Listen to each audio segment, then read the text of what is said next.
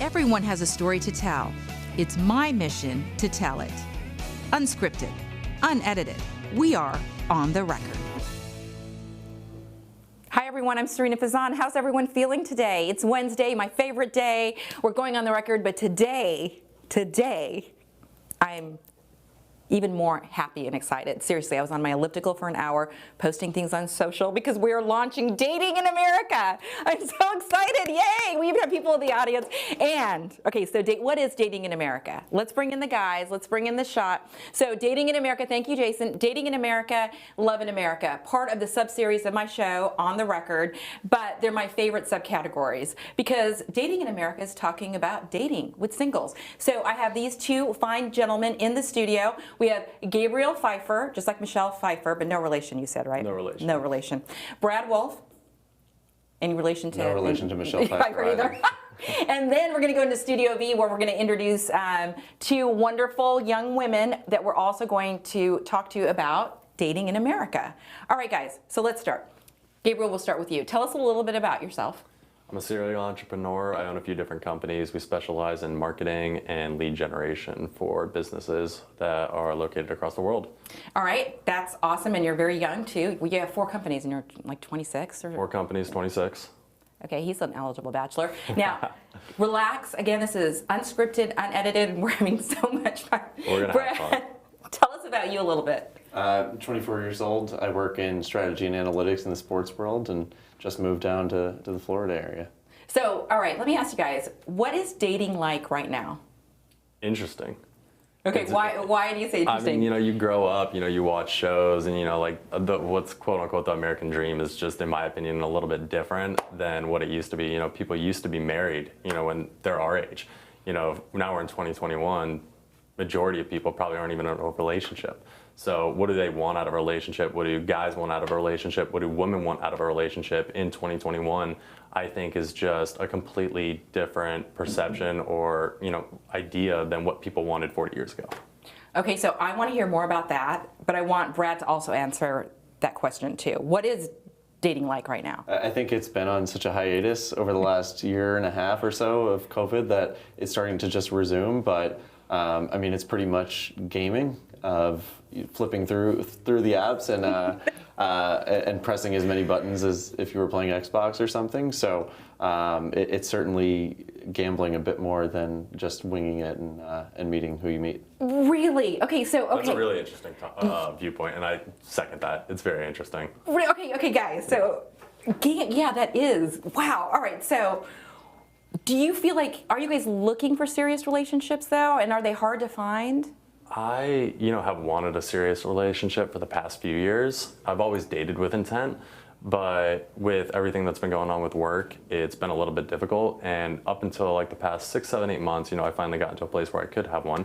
And it, it's like you said, it's a straight game. And, I think one of the biggest things, and kudos to the women out there, women are so independent now. So going back to that 40-year-old, how it was so much different 40 years ago mindset, getting married at 21, 22, 23, 24, versus now, you've got all these women that are entrepreneurs, high-level positions, they're killing it, and it's awesome, and I love to see it. But everything's just, the roles are so much more intertwined as far as the business community goes, and I think that plays a toll on the personal side of men and women in relationships as well, because a lot in the past, women weren't the breadwinner. Now they are. So that was one caveat or catalyst to women getting into relationships, men wanting to get into relationships. So I think that's definitely one thing that plays a lot to do with it. What Brad said about COVID is super spot on. And now that it's kind of coming out of it, everybody's just very online with online dating kind of thing. And it's definitely an interesting world out there in the dating life. Yeah, Brad, weigh in on that too. I mean, my eyes are open, but it's the type of thing that when you flip through these things, you have to automatically go into it and expect that it is more short-term in nature. I think that there's just been a cliche of if it's something real and long-term, it's probably not going to come from one of these apps. And I know plenty of people who have met and developed long-term relationships based on it, but going into it, it's far more flipping through and that sort of fleeting short-term look as opposed to looking at it as a long-term, but it's always in the back of my head of that being the ideal. But granted, just moving down here, I haven't been in a position where looking and actually executing a long-term relationship has been in the cards, but it's the type of thing as I try to settle down here, it makes a bit more sense. You know, we have to honestly do a whole show just on online dating, because I have actually met several people who did meet online and who have gotten married. But it's really interesting to hear your guys' perception, and especially yours, Brad, that you think that online doesn't necessarily mean a long-term relationship. I think another piece of it too is just the fact that you go online, you match with someone, you see their first name, their last name, who they work for, where they went to school, age, height, all that already. And if you wanted to, you can go down a deep rabbit hole and pull more information than the FBI had 40 years ago about this person before you go on a date with them. And so you can talk yourself out of it going into it. And it's the type of thing that if you go into it just loosely open-minded, not sure if it's short or long-term, that's great. But it's far easier to end up in a situation where you're prejudging this person, you're thinking of what you're going to talk to them about before you even go because you already flipped through their social media, and then automatically equate it to being a short-term thing. Okay, so let me ask you guys this though. Okay, speaking of that, guys, do you get, and again, I'm coming from the female perspective, right? So guys sometimes honestly do get a bad rap saying that it's the guys that really don't want the serious relationship. Well, I see the role of the guys coming from Gabriel. All right. I mean, that's just not true. You know, it's both parties are at fault. You know, it comes down to an individualized level, and it's what that individual wants. You know, so if you're going out with a girl that doesn't want a relationship, and you know, there's different motives of why she's going out with you, you know, it is what it is. Same thing goes for the guys. You know, trying to keep it PG here. So you're fortunate though, because we're not on traditional airways yet, so you don't even have. I mean, I get kind of embarrassed if we, you know, swear and all that stuff because I don't. But sure. But I appreciate you keeping it PG. Yeah, trying to keep it PG. But yeah, I think, you know, at the end of the day, you know, whether it's a guy or a girl, there's just physiological needs that individual is trying to meet, and I think women are doing it too, and it's not just men. Would you agree? I think it's unclear going into it when you're flipping through these things whether or not someone is looking for short or long term. I know plenty of people, especially dating in New York in my last few years, that do it just to have a free drink or just to go out to dinner and meet someone, and especially mix COVID in that. And coming out of that, some people just wanted to meet somebody and didn't go into it with any thought of a relationship. But I think it's the type of thing where both sides are at fault. I don't think that there is one shifts the burden of it shifts to one side more than the other.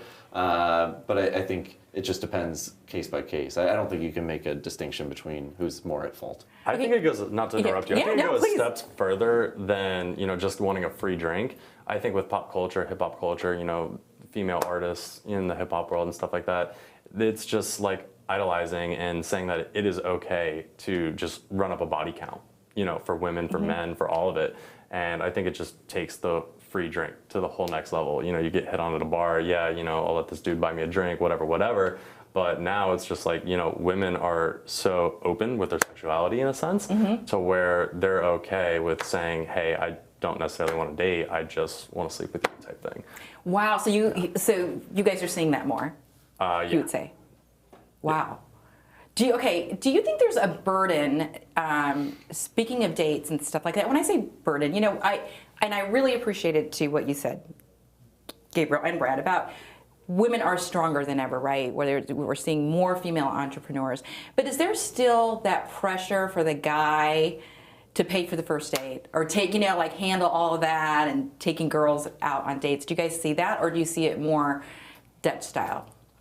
You want to take it? I'll take it. I mean, I pay for the first date every time. It's just gentlemen. Like, I'm typically asking her out. So if I'm asking her out, I'll pick up the tab. It's not a big deal, And then my caveat on that, or flip side, would be if she asks me out, you can buy a drink. I'm not going to get insulted. I feel like in the past, a guy might get insulted if a girl buys a drink or, buys dinner. And it's like going back to the independent thing. Like, it's just so much different in 2021 than it was in 1960, where a guy's supposed to pay for the date and stuff. I typically pay for the first date and, typically the ones after that, but I'm not threatened with being insecure if a woman wants to pay for the date and pull her own weight. I think it's really sweet, actually. I do too. I think it's really nice. I do. And we're in the same boat there. I think there's some times where you can tell a bit about somebody, whether or not the girl flinches towards the check or reaches towards a card and asks for it. I know people that just, over time, my preference is always just to pay for it, but then there are occasions where, you know, I've had people who just go to the bathroom and hand their card to the waiter and try to cover it, but I don't expect anything of it. If they make little to no effort after quite a few times, it says a little bit about them, but I'm not judging that too much. Okay, so because I mean, I feel like the girl, honestly, we have it more fortunate that way. I just think it's sweet. I still appreciate when a guy opens the door for me. You know, I think that's sweet, and I like that, and I hope things like that, you know, don't change too much. I think that's very apparent in culture too. I think a lot of women like the cute stuff. 100%. Don't you think so? Don't you think 100%. so? And because it's the little things that's showing that you're actually interested in them and that you actually like them. Because if you didn't like them, you're not going to do those things. You know, you're just going to be treating them as a number in a sense. And I think guys kind of have a bad rep from the majority of them being bad guys. And, you know, body count comments that I'm making over here, it's not like that for me. Like, I date with intent. So it's like, you know, I don't typically sleep around type thing with women. It's, you know, I think that's special, and I don't think that that should be rushed. And I think that the whole body count thing is very messed up. So that was just like my little 2 cents. And while there isn't a pressure to pay the check as much, I think if a guy wasn't to pay the check, that's easily something that girl can go back to her friends and question about them, and maybe even just rule the person out if they didn't even make an effort. Like, I can imagine how awkward it might be if the girl expects for the guy to pay and then just the check is just sitting there idly for quite some time until someone flinches. But you know, I think that could easily be a bad rap on the guy if they don't. Yeah, that's not fair though either. I don't think, you know, it's just not fair. It's not fair. It's not fair, but I guess I just said to someone, but life's not fair, right? I mean, there are things less fair. There are things less fair than that. Right. Very, very well said. Okay, speaking of that, people who know me or people who follow me know I really, truly am in love with love, right? So I've set up my 8th couple that I've set up. They're getting married. But thank you. But I have set up countless people that are dating. You know, maybe they didn't work out, but they're dating. And I've loved counseling like some of my, you know, younger friends and girls. So, but here is the question I have for you guys. I feel, and again, I'm coming from the female perspective. I feel men, though, are, when it comes to love, simple. They either like you or they don't. Like, I think women have a tendency, oh my gosh, should I wait? Should I text him? Should I wait like 20 minutes? Or should I wait an hour? You know, should I play hard to get? I have found with my male friends that if a guy likes you, they like you, and they're going to do whatever it takes to go out with you. Do you guys agree with that? I think so. I think to that point about game playing and waiting times between texts, if the guy truly does like you, they're just going to say screw it with the games and just send the text or schedule a second date or whatever it may be. But I think that is fairly true. I mean, I can't speak to the female perspective of it, but I would think it's somewhat of the same. Granted, a bit more of friend feedback and things like that before you really dive in. But I think for guys, it is somewhat straightforward. What do you think, Gabriel? I'm a little torn on both sides of it because I do feel like the games are childish in the aspect of, hey, I'm not going to text you back for 3 hours. I saw your text, but you know, it's just not happening. I think it's just childish. Like, you saw it, you know, you can text back if you want to. If you're doing something, don't text back. But on the other end of it, I think if you spend too much time in the beginning, you know, you guys are talking, you've been on a few dates type thing, and you know, you just start texting all day, it takes the fun of going out on the dates and having those conversations in person and that personal level of that relationship out of the dating. But do you, which is, because I do think so much of it now, I know we're not in person anymore. And, you know, COVID aside, I'm just saying in general, yeah, texting, you know, rather than having a conversation. But would you say, though, for the most part, guys, though, are pretty simple? Like, when they like someone, they like someone? Or is it more complicated than that? I think it's pretty simple. Yeah. I think it can become more complicated over time. Yeah. But if you go on a first date with someone, it's pretty binary of either you want to see that person again or you don't. Sure, you can mix in the games and all that, but and it's difficult to text someone after a first date and say, hey, I really wasn't feeling it and we're not going to see each other again. But I think for guys on that first date, simple over time might become more complicated as other factors arise and whatnot. Okay, so before I go talk to the girls, what are you guys looking for in a partner? You can start. Whoever wants to start, you can start. Yeah. I mean, I definitely need like mental stimulation in the sense of like I need her to be killing it. Like I need her to be killing it because I think that's so attractive when women work hard. So definitely somebody that works hard, and you know, defining work hard, like you don't have to be a serial entrepreneur. You could be a teacher and just giving it your all and crushing it for your kids, right? So whatever working hard looks like to you, just being passionate about whatever she's doing and killing it to 100% her best ability. I think it's super, super attractive when a woman works hard. Got to be a foodie, like got to be a foodie. That's like hands down. And then, yeah, you know, like we can keep it 100%. Like everybody wants to say looks don't matter, but yeah, looks definitely matter. So like I go to the gym, I try to be attractive so that, you know, my wife or future wife or girlfriend, whatever, is attracted to me, and I would expect the same. So personal care and all that good stuff. Wonderful. I think we're competing with the same people based on those criteria. You better upgrade that Hinge and that Bumble. Yeah, exactly. No, I think that passion is important. There are plenty, and it puts us somewhat in a minority of people who, guys who don't care about that, and then they just care about the looks, or they just care about, you know, how fun that person is to hang out with. I'd add to that just, you know, the relationship that they have with friends and family as important. You know, it's easy to tell a red flag if there's challenges in that area, and then just a desire to be adventurous. I think along that foodie piece of just wanting to get out there and try things as opposed to, you know, just cooking putting together a salad every night at home and not wanting to ever be out there. I think especially as just the world reopens and travel reopens and restaurants reopen or are open, that desire to be out there is important. Well, I mean, I think you guys are major catches. Hopefully, you guys will come back one day on Love in America, because that's married couples. We'll see. Wouldn't that be so fun? All right, so hang tight. We're going to go talk to the girls, and then we're going to bring you guys back in at the end of the show. Okay? All right, awesome. All right, we're going to go to a break, and we'll be right back. I'm Sarina Fazan, and I love my new semis. And now it's your turn to get your new semis and experience your best vision. For 20 years, New Semi has been your trusted eye care provider for cataracts, LASIK, and eye exams to ensure you have access to the best eye care with locations in Sebring, Carrollwood, South Tampa, and Clearwater. Visit newsemi.com to schedule your appointment at one of their 4 convenient locations.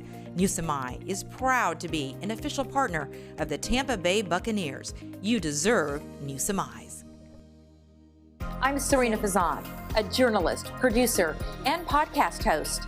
With a background in television news, I know how much time and talent it takes to produce a broadcast quality production. But no more.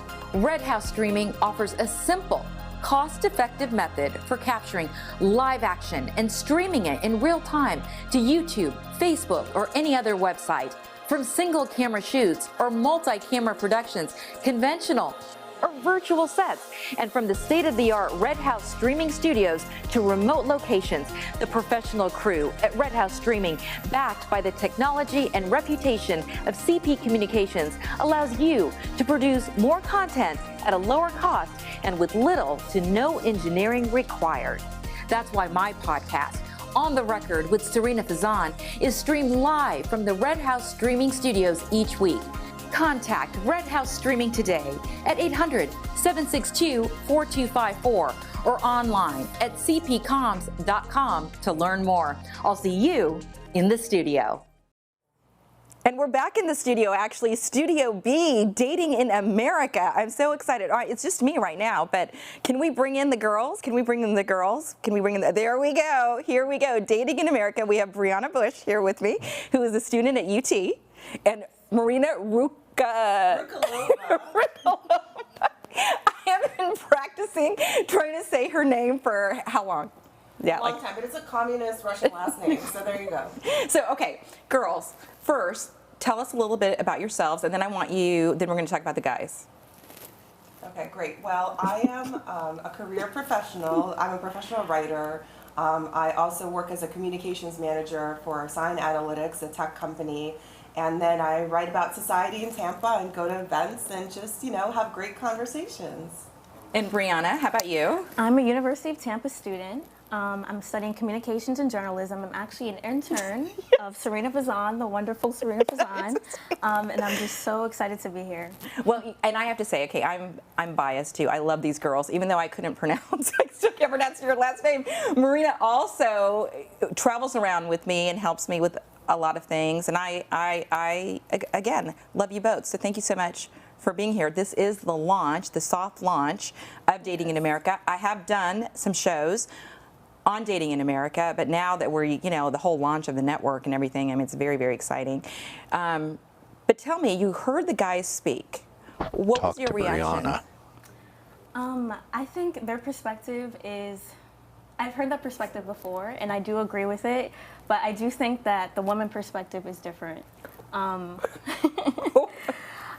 I do think that women have it a little bit harder, especially nowadays. I understand that, you know, women are very independent, and now they're kind of looking at like different things. But I think that women still have it hard, and that more men aren't as loyal. Okay. So yes, that's just my opinion. Okay, so wait, I want you to expand on that opinion, but I see Marina like shaking her head, yes, with everything she's saying. So what are you thinking? Well, you know, I think it's a little bit different. I think the guys made a lot of good points about COVID changed the way that we socialize, and that, of course, extended to dating. Then you bring in the dating apps, you know, and it is like a video game. You get the instant gratification, the dopamine rush of matching with people, talking to people. But then, you know, the rest of the guests on the show are in their 20s, and I am in my 30s. And I think once you get to a more kind of adult level, it complicates even further. And I think we bring in other factors into dating, which make it a very interesting conversation to have about dating in your 30s in America. Yes, you know, and honestly, that can be a show all in itself, for sure. This show actually came together, as we all know, in the last minute, and I so appreciate it. But there's so many. I mean, you could do dating in the 30s, dating in the 40s, dating in the 20s. But Brie, I want to go back to you when you talked about you feel that it's harder for women and that the loyalty factor. So Yes. And I know you personally, you know, like I've known you now for a long time, and I know that I don't think really has happened to you yet, but why, and I don't mean to say yet, and I'm so sorry, I didn't, I hope it does never happen, but why do you say that? Is it a feeling that you get, or? I think the boys mentioned this too, but because women are so independent, it's like now we're seen as, oh, they don't need us. So I feel like dating's a little bit harder on the woman's side. Yeah. Do you guys believe in true love, though? Do you believe there is someone out there? I do. I still do, yes. I don't think it's one person. I think it's more about who you are, because there's different iterations of us as we go through life, like who I was in my 20s and what I required from a partner is very different than what I require now. So I think it's more about, you know, I think it's all about timing, really. I think so much about true love is about timing and where you are in your evolution and journey. Right, absolutely. What about, do you find dating hard though? Like, you know, do you guys go on the apps more often, or is it more organic? How is it working nowadays? I think it's a little bit of both. I've actually tried Bumble, Tinder. I've tried all those, and like the boy said, it's more short term. It's not long term. So I kind of leave it up to just natural, organic, because, you know, the apps ultimately is not, you know, long term, like they said. It's so interesting though, because I have met several people though that have gotten married through the apps. But in general, yes, I know that is the perception. What about you, Marina? Well, I think it's a little different, you know, because really my focus is my career. You know, I feel like I'm building my brand. I'm getting out there as an artist, so I just go to so many events that I meet people organically. But the apps are not really, you know, I feel like they're a waste of time. Like, there's too many games. There's also so many unknown variables, right? It's like basically like, oh, you know, whatever you're saying must be true on the app, but you have no way of verifying that. At least when I meet somebody at an event or organically, it's in a social context, so I know more about them. And I think that's, also kind of, I tend to date older, so, they're not really hanging out on the dating apps. Well, okay. Were you going to say something, Bree, to that? Oh, no, I was just laughing. So it was interesting, too, when, talking to the guys about, do you still think there is that obligation for the men to pay, even in this, like, independent world, on the first date, at least? Yes. Actually, on my most recent date, like, I kind of Don't tell us. I hate to admit this, but I did let the guy pay, and it was like, it wasn't awkward. Like, it was just assumed, I guess. He wanted to pay for it, and I think that should still be a thing. Obviously, after a few dates, maybe a woman should start paying, to show that they care. But I still do think the guy should pay for the first date. So why did you say, though, I hate to admit this? Why did you? Because now I feel like it could go both ways. Like, you could split the check, or, sometimes women might be expected to pay. Who knows? Yeah. Well, seriously, I'm old-fashioned. I'm sorry. Like, I think it's chivalrous and sweet when a guy does. Not that I can't, but I feel it's sweet when they do. What about you, Marina? What do you think? Well, honestly, it's interesting because I'm originally from Russia, so I was brought up in the Russian culture, and Russian culture is very gender traditional. So I think I'm old-fashioned that way too. Kind of. I think that's the way that I prefer it, and it makes me feel like a lady. Right. And it feels romantic, and I know that I set feminism back like 50 years. But using the word romantic, I do. I feel like it's romantic. I can't help it either. I mean, I'm sure people are going to be upset with me as well. I mean, I feel like I'm a very generous person, and I love treating people and doing all of that. I love it. But I do think on a date, especially the first date, I think it is sweet. And what about getting flowers and things like that? I mean, what do you guys think about that kind of stuff? Yes, I think like being swept off your feet, like that should still, I mean, I know that's kind of thinking like you're in a movie, but I still do like believe in that, the chivalry and all that, yeah. Well, honestly, I'm ready for this. I'm ready, Sarina.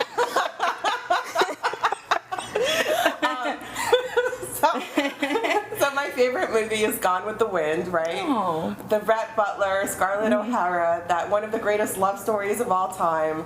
If any of my fans want to send flowers to Sarina Analytics Communication Manager, 9th floor, please do.